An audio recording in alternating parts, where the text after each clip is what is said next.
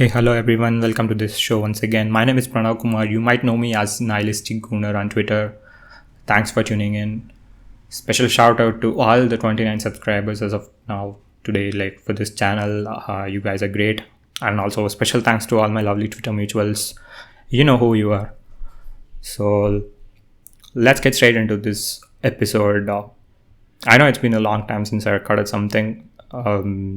Finally managed to get some time off my personal and professional commitments. So let me give my 2 cents and ramble about how the season going on. I mean, season's almost over, but let's see what I have to say. It will be a very short episode, and in case if you don't have patience or to listen to the full episode, I'll ensure that I'll put a summarized caption in my tweets and other social media accounts so that you guys can catch what I want to say. I mean, if you are already a close mutual of mine, you would have already heard some of these opinions, some of these takes. I would have DM'd you in our group chats or something like that. But yeah, let's get right into this topic.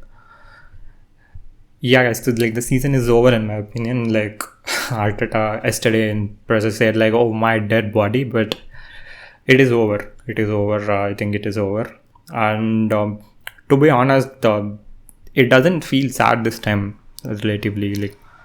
When we lost the league to Man City in the last couple of seasons, it was kind of gut-wrenching. It was very sad to see us drop points in some of these games, in clutch games where it was very sad. But this time for some reason it doesn't feel sad for me, and primarily because whatever that can go wrong has gone wrong this time, with respect to injuries, with respect to a lot of stuff, I think, or referee decisions. I think it's just pure unfortunate to some extent, and surely we cannot compete with Liverpool whilst deploying Merino as our number 9 and whilst fielding 2 kids who haven't played Premier League football until this season. Surely we cannot, surely odds don't favor us, right? And that is why I kind of accepted the fate. And on top of this, the transfer window we've had in January kind of confirmed that also. We'll discuss more about that as the episode progresses. But yeah, the L doesn't hit this time. But first of all, we should understand one thing. If you take a look at last season, for example, we overplayed our starters, and there's 2 ways to looking at it. For example, if you look at Odegaard, if you look at Ben White, if you look at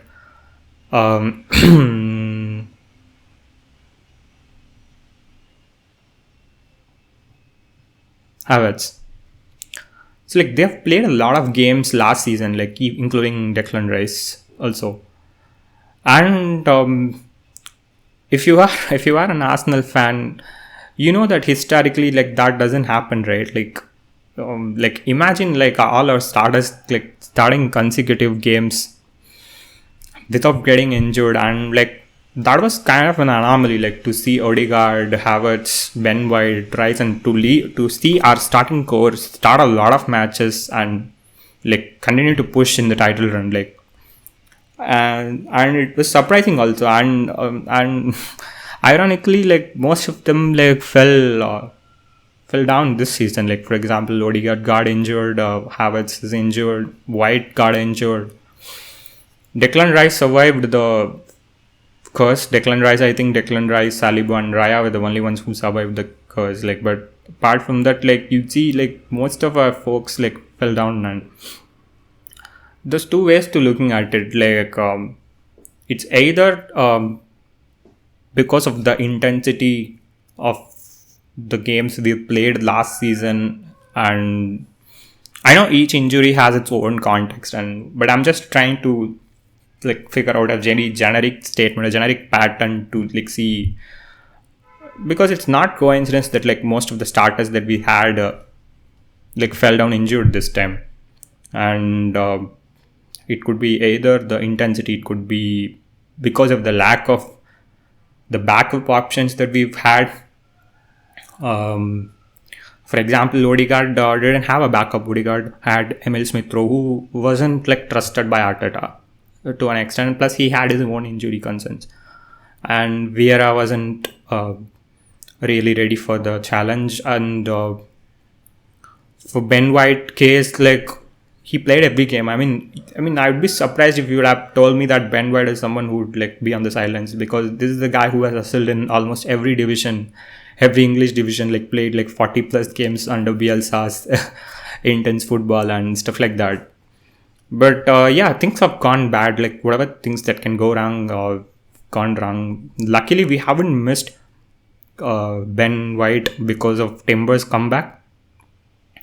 But it's still like we had to like play like Partey in some of the games as a right back, and we had to like shuffle our left back options as well because of the fitness. And since there's no decent backup for Odegaard, I mean, I know Ethan Nwaneri came like very late into the picture, but we didn't have a like direct replacement for Odegaard, and that was not addressed in the window. I've said already in my previous podcast, we didn't replace Emil Smith-Rowe. I guess we tried out Trossard in that position. Like, we played Havertz as an 8, and like there's like so many things that we have done. But yeah, it was meant to be. It was really meant to be, and yeah, nothing to take away from Liverpool. I mean, no one expected them to be this good, but I mean, kudos to them. But yeah, things have gone wrong, man. Like, right from like officiating decisions to injuries. I know these two are like always associated with Arsenal, like right from the Wenger era days, like the injuries and the refereeing decisions. I mean, with respect to refereeing decisions, we cannot do anything about it. I'll talk about it later. But at least this injuries, I think we can mitigate this only by building the squad properly. I mean, by appointing right backups. I'll also want to talk about like the impact of injuries in the modern game, like the workload these players get. I mean, it's insane. Like, I saw one podcast where like people were like speaking about how like modern footballers like are like prone to more injuries compared to the previous era like days. Like, I mean, people always make a case of like how a great footballer should play like 40 games per season at least and stuff like that. But like, I mean, that number becomes very relative right now in modern days, because back then when footballers played, like there was time wasting. The ball used to be on the pitch for the very minimal number of time compared to how it is today. Right now, you cannot afford to waste time. If you waste time, refs give you an yellow and stuff like that. Also, people make more sprints than how it was in the past, and that's down to two reasons: because of the amount of pressing the modern footballers do, the amount of system, they're consciously occupied as well as physically occupied. So the games are so intense, so tactical, and they make more sprints per game. Plus, also the fact that people officials have decided to not raise the offside flags right away, and they allow the play to go on, right? And that causes an extra sprint for the player, right? And so players run more. I know these are very small things, but if you multiply these small things, these are there's no surprise or there's no coincidence that most of the top teams are suffering with injuries. I mean, Liverpool faced injuries last season. This season, you can take an example of how Arsenal, even Spurs, for example, now if you multiply the small factors with the schedule, how the scheduling, these players play international football, these now random Nations League and other stuff. I'm not a very big fan of those, and I mean, we cannot compare how football was played back then to how it is right now, because in modern football, players are constantly invested. They don't get a breather. Back then, people can just hoof a ball. They can do all the time wasting tactics and stuff like that, where the ball was relatively in the pitch for a very less number of time, and so they all got a breather, and that's why they were managed to somehow survive a high volume of games. I mean, this is this is my theory, but I think someone should do a research on how all these like upside flags thing, like how this time wasting things and plus the schedule, like they all affect. Like, are we seeing a rise in the injuries that? Are we seeing a rise in injuries like in recent times? This is something we'll have to like check it out. I mean, some people would say that like you cannot complain about all load management, scheduling, and all that. Like, I know like people were like pissing on the Varane for like stating that how like scheduling has been like a pain in the ass for like people in modern players, and they were like replaced by like, if you cannot play, there are other people who can play, blah blah, like all that. But yeah, I mean, like if that is the case, I mean, at least the team should take a look at this, and there should be an emphasis on squad management. Like there should be an emphasis on like man management. Like, how many minutes do you give your star player? Like, how many minutes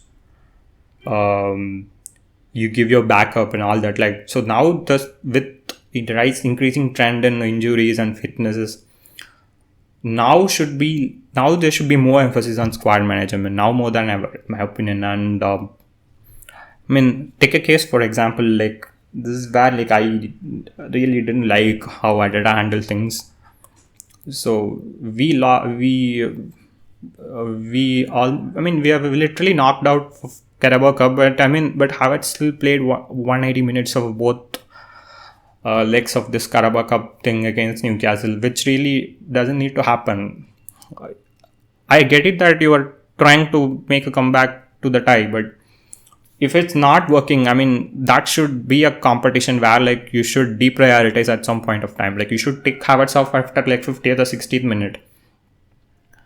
And that is where like you would have to like give a very young Arsenal kid a chance so that like they get to experience the intense first team football action.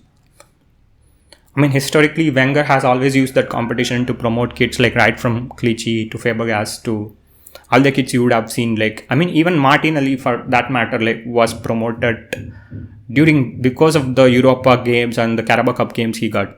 So they like, I mean, this is where like you handle your first teamers.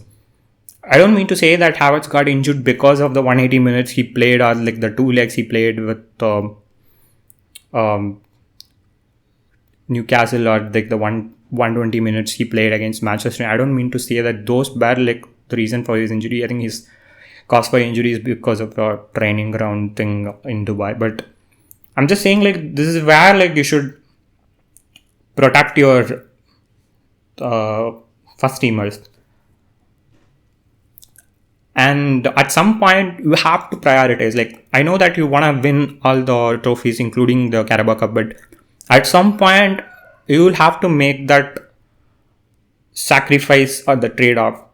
Is Carabao worth competing for after 150 minutes of high intense football over a Champions League or over a Premier League when you are actively participating in the title contention? Like, these are the kind of decisions you should make. And like squad management should be very, very vital. I mean, every player should have like an able backup. This season we got lucky because of like Ethan and Miles, like they came out of the syllabus and they really stepped up for the task. I know, like, kudos to them and kudos to the academy for like developing and educating them and keeping them ready. I mean, Arteta also has managed these people really well, but like not every season you cannot rely on like 17 and 18 years olds during clutch situations. So this is where like the footballing director should have helped the coach, in my opinion. And I know that like people are like I know like we haven't really officially announced a replacement for Edu. I think like Aito and there's some links on Rosiski. I posted a tweet yesterday which stating like how I love Rosicky to bits, but I think we need a relatively authoritative director with a more experienced CV. I mean, one guy was like saying, how do you know like Rosicky is not authoritative and all that. Like, I didn't mean to disrespect him. I didn't mean to disrespect what he has achieved at his hometown club, but the Premier League is a different ballgame altogether. And I for a change, I want to see, I mean, it's purely a personal wish. For a change, I want to see someone who's not a former player, like who is like highly experienced, like done in this football circles, like who know how to navigate through the nitty gritties, and like an experienced director would like navigate the tough situations better. So, like, I don't mean to say that he should have a higher power over the coach, but coaches should work on the technical and tactical aspects of the game. They should give their first term targets. Their plan is, they should give their plan is, that should be the common across every club. The director's role should be to support them by acquiring the targets. And if he is not able to acquire the targets, he should ensure that the plan B targets are done. But on top of that, he should also be responsible for keeping a check on the long-term vision. Ideally, ideally a coach can come and go, but a director's role should be to ensure that long-term vision is properly set, and he should get those extra deals over the line. He should handle the contracts, like he should ensure that the business is also run properly. He should ensure that the loan system is not broken. He should ensure that the scouting is done properly. Like, this is like a powerful role regardless. We have seen how badly we've like sold players over there. Like, I mean, our net spend has been very bad. I know like some people don't want to talk about it, but like the sheer number of contract terminations we've had, like we didn't get a profit for Aubameyang, we didn't get a profit for Ozil, we didn't get a profit for Alexis. A good club does that. I mean, like take Liverpool for example. Like, I know they got lucky with Sterling, I know they get lucky with Suarez and Coutinho deals, but how they reinvested those money, like technically Coutinho money gave them Salah, VVD and Alisson. So the books are properly balanced. I don't want to say like we should always try to focus on emphasis on balancing the books, but a director's role is very powerful, and that should be like done properly. Like if we get a good profit, and if that profit helps us to get up our like problem position, fill a problem position, like that should be done. If you are selling a player like 20 million short, and if you are not able to bid extra 20 million for a player that we want to have and we want to fill in the holes, that should happen, and that happens when the other things do well. Like, so I mean, it's a lengthy discussion. I'll just make a separate episode out of it. But yeah, whoever is appointed as a director will have my backing, but I just want to see one experienced guy who knows the interiors of the business, interiors of how it's done, like who could manage the contracts well, who will fix the broken loan system, who will develop youth players, who will try to sell, who will change the reputation. I know it's a very big shoes to fill. I know it's like there are a lot of things in play, but like I know, like I mean, the problems are like out there. Like I mean, some of these issues have been very glaring for a long period of time, and I hope these gets addressed. Now, next, let me talk about the Sterling and Neto loan, for example. This gotta be one of the worst pieces of business that we have done. I mean, I'm including the Raul and Sven and the later Wenger era days. I mean, I get that you're trying to get a Premier League proven winger, Sterling, but like, by the way, Sterling wasn't even training with Chelsea when we got him, and I think he was very out of touch with sharpness, and we didn't give him game time as well. And I know for what reason we didn't give him game time, but if we have really wanted him to use him, we would have used him, and we didn't use him, and we didn't like get him up to speed in the initial games. That is one thing.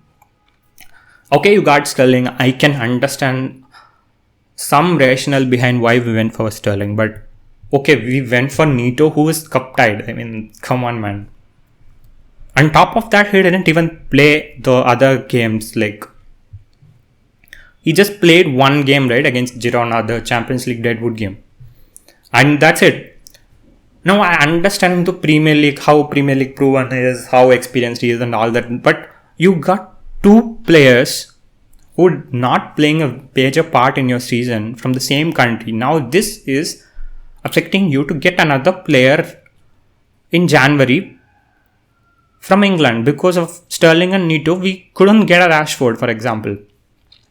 I mean, like, some of you can argue, like, no, why do we need Rashford and all that? But, like, basically, these two moves literally blocked us from doing business in one particular country. And this should have been, in retrospect, they should retrospect these deals. Because, I mean, if you are getting a second goalkeeper and who is going to play just one game, you should have gotten some other experienced guy from some other different league, so that, like, you can keep the options open for England in case if you want to fill some other position via loan. So this is such a bad loan. I think this is a very, very bad loan. I don't know who is responsible for it, Edu or Karlik or whatever. Like, but this should have been retrospected. And mind you, like, we were in the title contention, we were in touching distance, and we didn't make a single signing in January. And I was hoping that I would at least get to see a Rashford at some point, but because of this Sterling and Neto loan, we couldn't even do business to get any Premier League players. Let's talk about some of the positives of this season, shall we? The Raya's start to the season has been, like, phenomenal. Not only the kind of stops he makes, but the way he initiates counter attacks and the way he grabs his catching. I know that I've been very critical of him in my previous podcast, but he has truly won me over with the kind of performances that he has. I still think he needs to work on his like shot stopping, and when it's like lower range shot stopping, he still struggles to like get down quickly. But because of his physique and how he's built, his reflexes are like much more sharper and quicker than your normal tall goalkeeper. So that's why you can see him make all those like double saves with such ease. And Gabriel is another player who has been exceptional this season. Like it is very heartwarming to see his growth over the years, like how mature that he has become. He's kind of becoming that leader of that defensive unit. And he scores some important goals too. I mean, he should be in the team of the season contention for real. And of course, the youngsters like Miles Lewis Quelly and Ethan Nwariri, these kids have been truly phenomenal.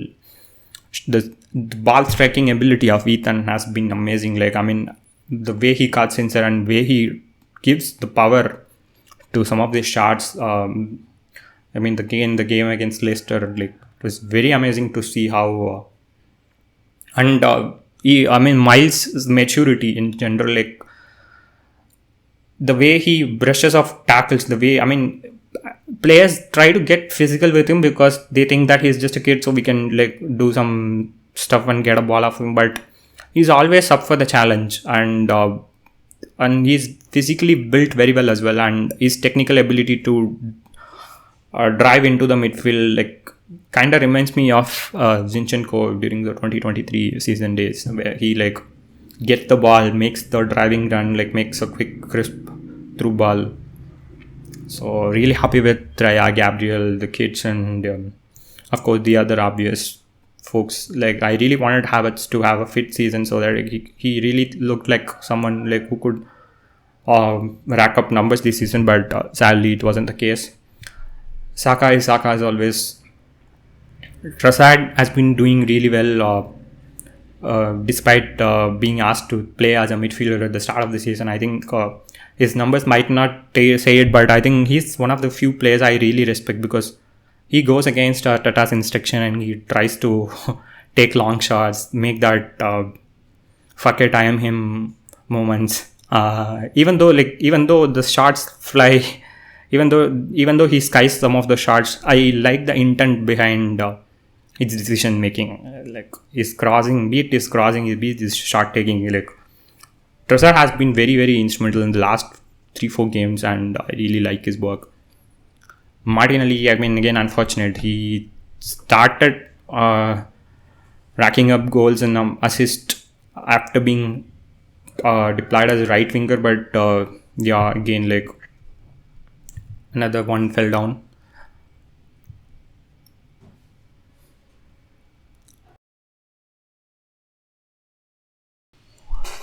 Now let's talk about the final segment of this show. Like, I'm gonna call it as the Odegaard treatment segment, because the amount of criticism this guy has been receiving has been like so much in the past like few 3-4 months.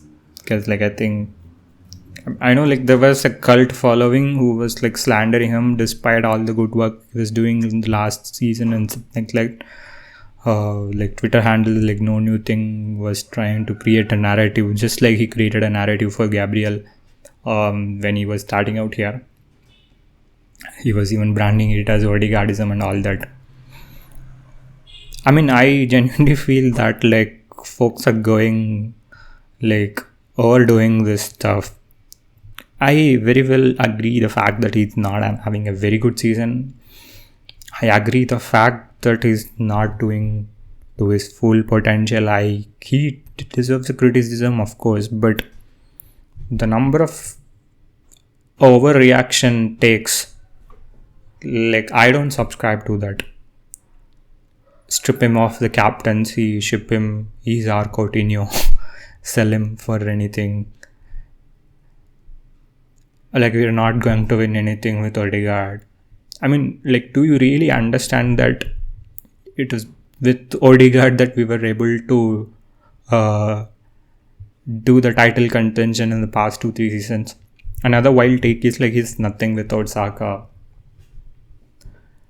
Like, bro, like when Odegaard got injured this season, and even Saka was struggling, and when Odegaard came back, Saka like said like, I got my chai back or something like that. I wanna like address this Odegaard situation a bit technically. So I know, like, I mean, we all know for a fact that Arteta is an ambassador for like the positional football. Like, he just like Pep Guardiola emphasizes so much on the system over individual artistry or individual takes. Now, what is JDP? I mean, if you are a absolute beginner who knows nothing about football tactics, JDP is nothing but practicing the, like, I'll just put it in like a very simple terms. Like, if you practice a pattern, a footballing pattern, if you practice a footballing pattern to an extent where that you get good at it, there's more probability of success. And that pattern, if I break down what that pattern is, that pattern might be a movement of a footballer. That pattern might be a particular pass, a position a player occupies, and all that. And Arteta embraces. I mean, Arteta himself has explained like let's say if I'm in the kitchen, if I know where the glasses are, it's easier for me to pick the glasses, right? So that is JDP in a nutshell. So if you have seen our patterns of play over the years, that trio of Odegaard, White and Saka, like, they are all very well drilled. So they all know their roles in the system so well. They have done it repeatedly over and over again, and that has become very effective. So I genuinely believe that what Odegaard doing on the pitch is purely instructional, because this guy has started as a right winger in the youth days. Like, when he signed for Real Madrid, I think he was also touted as the next Ronaldo or something, because if you see his clips, he was very much chaotic in terms of his dribbling, more like how like Dembele, Pepe, those people, like he was dribbling, he was like taking on players. So like he was started out as a right winger, but then eventually become a right mid and all that. And then our Sociedad, he played as a deeper midfielder. The left side of the deeper midfield, like I wouldn't say like it's a 10 role or an 8 role. It's kind of a hybrid between a 10 and an 8. But he was playing as a bit deeper in the midfield. So for a guy who started as a right winger and who's like tested his trade as a midfielder, in Arsenal system, he was Arteta has combined the best of both the worlds, and he's fielded him as a right side attacking midfielder. And the patterns of play has also been very, very similar. You would have seen the number of times Saka comes for that perpendicular runs to receive that Odegaard ball. Now, like, the thing with this JDP is like players' vision, like the players' focus of the game becomes very like funnel sided, and it takes out the creativity aspect of a particular player. Now, like, let's take Ozil for example. Like, Ozil is someone who would see a pass like nobody else would see. So Ozil would not be someone who would fit into any of this system, because he would, on that pitch, instinctively he would figure out a magical pass out of nowhere. But with Odegaard's case, but with most of the modern footballers, like, they have always been instructed and asked to play a certain way, asked to move a particular way, asked to make that particular pass. I mean, Odegaard has his technical limitations. I know for a fact that he's very, very biased for his left foot compared to his right, but I can easily go and tell Odegaard to like roam wherever he wants, just like how Ramsey roamed in the 13-14 season. I can ask him to take as many shots, long shots, because I know for a fact that he can strike them well, even though his shooting boots have been very poor post his injury. But it's easier for me to like just go and tell my captain to just roam around the pitch, take as many shots as you want, even if we lose possession, it's fine. But that doesn't work like that.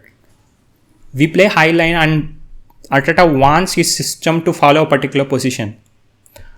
Another example of how much emphasis and the role instructions been given to this modern systems is like, you would have seen that very old Sky Sports punditry video where like Thierry Henry says that he scored a goal, but Pep took him off at half time because he didn't follow the positional principle.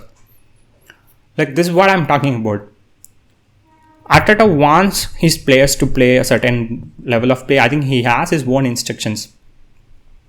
Yes, on top of that, Odegaard could have made a lot of better decisions.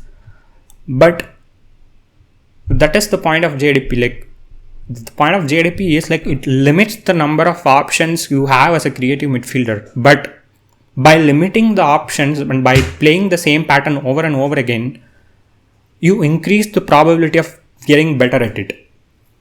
And I think that is the reason why Saka struggled without Odegaard to an extent, and Odegaard also struggles without Saka, because the new players that were brought in, like when Trossard, whether it's Trossard, Martinelli, Ethan, like there's a buffer learning period. There's a learning curve of understanding how that movement works. And it's not only the right winger that has changed from the previous patterns, it's also the right back. Now, like, because of the fact that Odegaard has to deal with this injury crisis, that is one thing. His knee is not moving the same, and then on top of that, he's being asked to play with two brand new players on the right flank. And the system that he's conditioned, that he's drilled through in the past 2 seasons, that is taking a toll because the new players are taking time to adjust the movements, the positioning and stuff like that. I think they all are like taking a toll on his form. Like, I'm not justifying his lack of form or like lack of output, but I'm just saying there's a reason why players play a certain way. But on top of that, outside of that, like, I'll always judge a player, like, even if they're having their half days, like, what else are they contributing to the pitch? I've had numerous arguments about Giroud because even if Giroud misses some chances, he would be the first man on the corner kick to defend set pieces. He'd be the link-up play guy who does the 1-2s and stuff like that and releases a runner.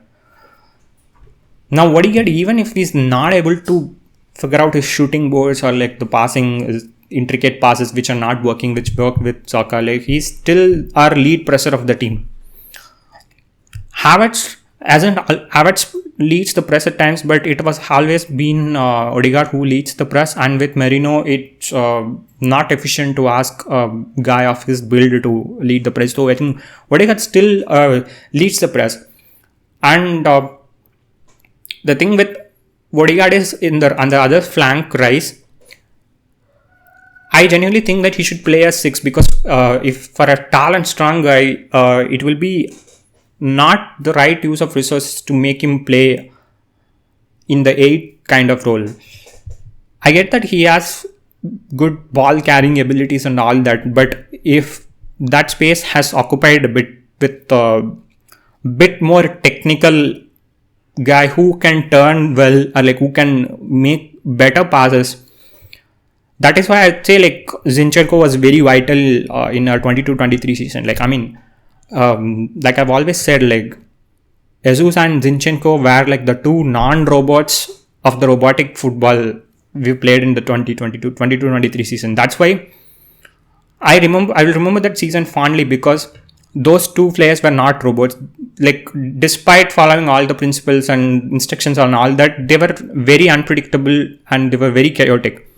Jesus had a wonderful touch in him. Like, he would always make those drop deep, break lines purely out of his dribbling skills. And Zinchenko is someone who would like roam across the pitch, and he was very, very, for a left back, he was very, very confident in demanding the ball and conducting the play. He would demand the ball, he would drive forward, as well as he has like the good passing techniques to unlock defenses. Like, see, like those two players were like a bit special. I know a lot of players like play underlapping fullbacks these days, but there's a difference between an underlapping fullback and a fullback who demands the ball and who tries to conduct the play. And if you have players on the pitch who can do all this, then it helps the players like Odegaard to perform his part of the role a bit easier. Now, if you don't have these kind of players, what happens is the entire system becomes easier to decode and easier to predict. You can put 2-3 guys on the right flank side, put 3 markers on Ethan, or put 2-3 markers on Saka, and cut all the passing lanes of Odegaard would make, and it would be easier to nullify him. So while I would agree that he has not been playing well, I would not discredit his quality as in general, because for a guy who played different positions right from the start, he has adapted and he has completely adapted the Arteta system well, and he has done it effectively and led us to 2 title contentions. We might not have reached the line, but he is one of those few guys like who were instrumental in it. So I just hope that he gets back to his old rhythm where like he would conduct plays as well as rack up some numbers as well, and that also depends purely on the recruitment we make. We need to add competition to him for sure. We need a proper, I would not say backup, we need someone who can push him to the next level. At the same time, we need players on the other side of spectrum as well, because I'm not really a fan of Merino and others who playing as a 8. So we need players, like unpredictable players, like we need to emulate what Jesus did. We need to get someone like Zinchenko who can occupy the other half space and do stuff. And I have a strong hope that he'll do well. So yeah, I mean, that's it with respect to the ramble for today's episode. I think it's already past 40 minutes. Thanks for patiently listening. I'll hope that I'll talk to you guys again later. Thank you guys. Peace.